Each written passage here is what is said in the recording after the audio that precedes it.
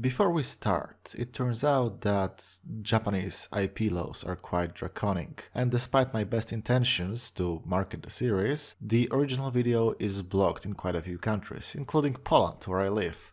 So this is the alternative version I made for people who can't watch the original video. Please understand, and please enjoy.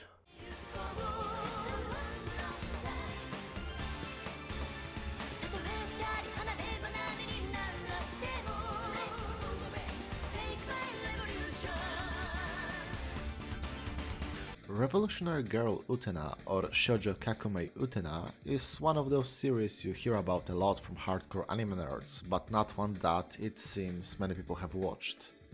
A friend of mine referred to it as Evangelion for lesbians and trans women, and while I'm neither of these, yeah, I can see that.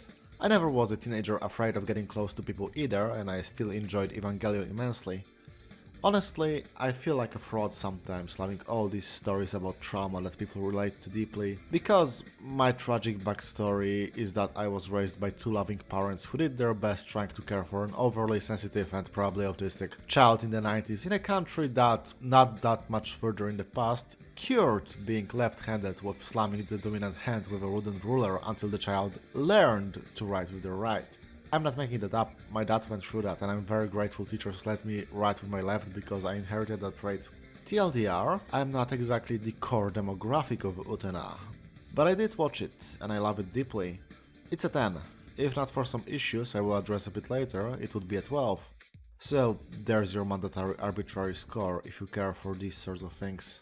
Released in 1997 and animated by JC Staff, Utena is nominally a magical girl show, or should I rather say it has a lot of Mahou Shoujo DNA.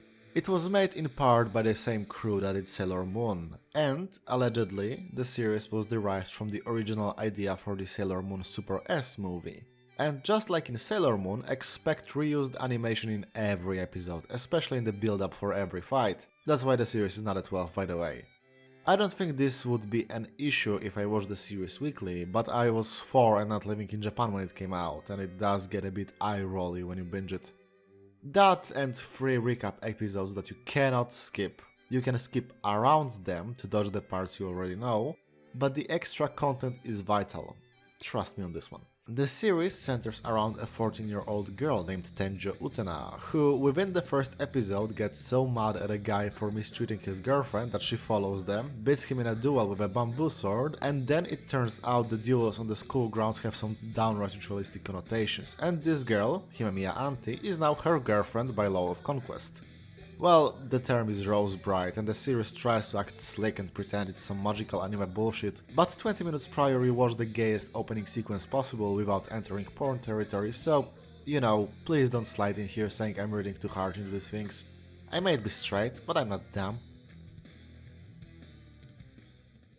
Utena tackles a lot of themes: fairy tales, gender roles and expectations, sexuality, domestic abuse, teenagers chasing after adulthood and adults shamelessly exploiting that drive, guilt, etc. I could talk about them here, but honestly, why would I? If you already watched Utena, you know all that, and somebody more qualified than me already made that video probably. I'll watch some analyses between writing and editing and post the card for my top 1 now. Boop!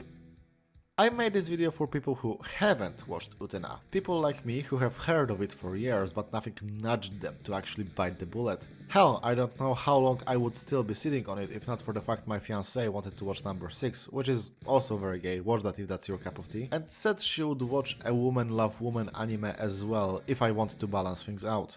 So I don't want to just throw out a full analysis full of spoilers here, because honestly if the text of Utena was the only thing of value in it, it wouldn't stand the test of time as well as it did. Anime is both a narrative and a visual medium, and you need to provide something unique with both these aspects to truly stand out from the crowd, especially as the crowd gets bigger with each year.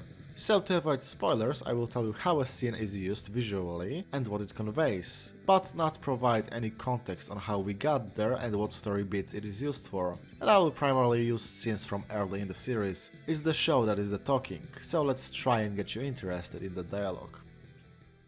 Before we continue, a small tangent. How often have you heard the phrase "show don't tell"? I hate it personally, not the sentiment, but the dogmatic fervor that is often behind those words when people say it. A medium should use all tools available to it, so for things like TV and movies it means showing and telling. And I think it is quite ironic that when something does show but doesn't tell, for example because it tries to tackle the topics of sex and maturity in an animated series aimed at teenage girls and airing on primetime TV, it is often met with voices of confusion and claims that the end result is unclear, confusing or pointless. Not to say that you're wrong for being confused by these elements, or that they can't be there just for aesthetic reasons. I think stuff like the ever-present rotating rose imagery is just there for the looks and not to convey any kind of message. Unless they are rotating, and a circular motion can also be called a revolution. The level of visual language in Utena is out of this world. Like, a lesser series would kill to be as good and visually distinctive in one of its scenes as this anime is in seemingly every episode. A lot of it is just there for fun. Characters talk a lot, so why have boring shot, reverse shot if they can discuss the same topics while playing badminton or throwing knives and stuff? You know, the kind of approach that made Bakemonogatari an engaging watch for millions of people. Sometimes it goes into full absurdity because Utena is more interested in the emotions of a scene than establishing any sort of logical throughline of how we got there. Let's say we need a character to overhear something for drama. A standard trope, right? So why not have her manning a whole radio station with comically oversized headphones on her head? And then move the camera away to show her being a few steps away and in plain view of the people who didn't want her to hear what was being discussed. Or let's say a character, coincidentally the same character, needs to be in mortal peril to have another swoop in and save her, another common trope, especially in romance series. Usually it would be a monster of the week in a fantastical story, but as Utena has a rather mundane setting, we would expect a car or a truck or something along these lines, right? But no Isekai Express for you, for the mortal danger isn't an animal set loose. A kangaroo, with boxing gloves, that gets knocked out to the sound of a bell in the ring. Surrealism is a word that gets thrown around a lot when talking about Utena, and it does fit on some level, but I think it's not an entirely proper fit. The point of surreal imagery in art, images that conflict with our mundane reality or are put in unrealistic combinations, is often to startle the audience with the unexpected or to provoke reactions not possible with mundane elements. Utena certainly does that, but I think the reason behind the use of these elements is much more straightforward than that. Utena tells a tale that has been told for an untold amount of years before it, of love, of societal expectations, of abuse. So why not tell it in an interesting, confounding way? Tropes are tools to be used, and the use of surreal, sometimes downright cartoony logic makes them feel fresh and still effectively gets the audience on the emotional journey they need to go through to make the emotional beats weave together into a cohesive narrative. And it's pretty funny, as a treat. The visual language is also used extremely effectively to convey ideas, especially emotional ones, without saying a word. Because having characters talk about their emotions in a show that makes a big deal out of how confusing feelings are would make the whole thing crumble. So it is extremely important for Utena to be able to convey these ideas in a shot or two, making an instant connection between the characters and the audience. Making you feel what they feel, or at least feel something, even if it's confusion, because that's also a completely valid reading of someone's emotional state when conveyed by such imagery. It also extends to visuals used outside of a single scene. You just need one look at Auntie's flower garden / greenhouse to get exactly how she feels about her position as a rose bride, even if she never says it out loud. Or how the visual language is used to compress rote storytelling bits into split-second moments. Take this scene, where a once alpha bitch girl loses her status and girls who used to be her stooges try to use the situation to establish their own dominance. Not 5 seconds later, the scene switches and shows you all you need to know about what happened between then and now. Absolutely masterful. This sort of cleverness extends to the writing level of the narrative as well. As a very simple example, the names of the main duo, Utena and Auntie. Utena is the Japanese name for a calyx, the leaves that protect the flower inside the bud and support it after it blossoms. Utena. Amphi, meanwhile, is derived from the Greek anthos, which means, well, a flower. which instantly paints the relationship the two have, not to mention it alludes to the fact Utena is a typical Japanese protagonist, while Auntie is, speaking in very broad strokes, from outside of that mundanity. There's also another character whose name is a direct reference to something, but they say it themselves, so, watch out for that. And speaking of characters, Lord do I love Utena as a person. She's probably one of my favorite protagonists now. I've heard criticisms that she's too reactive and doesn't try to look for a solution to the problems presented by the series herself, but that's kinda her point.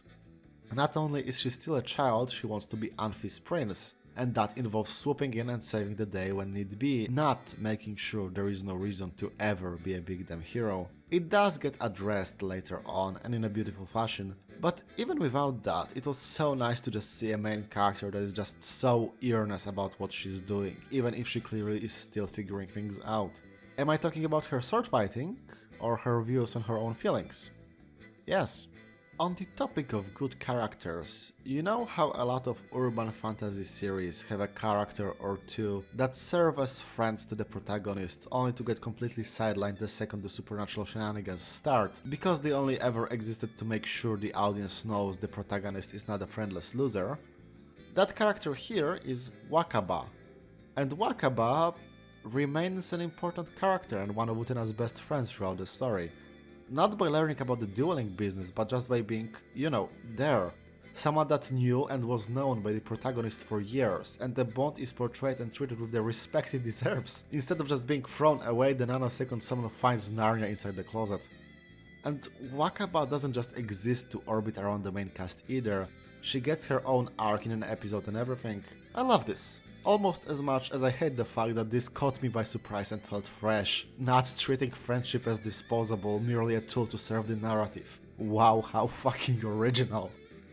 I could go on and on, going more and more into spoilers, as I genuinely adore this series.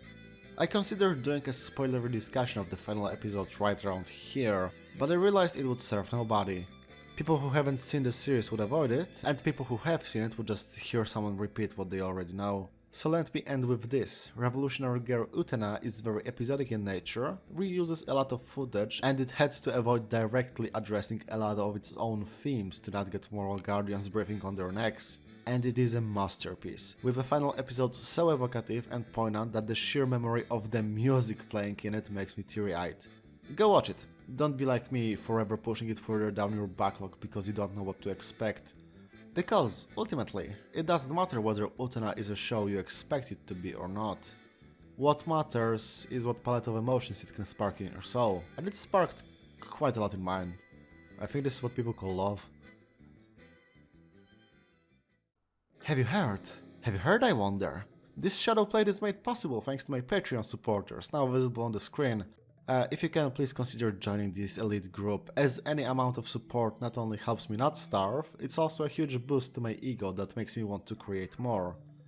If you'd rather not, please still share this video if you can, getting big on YouTube when you have the charisma of wet cardboard is hard. Anyway, see you next time.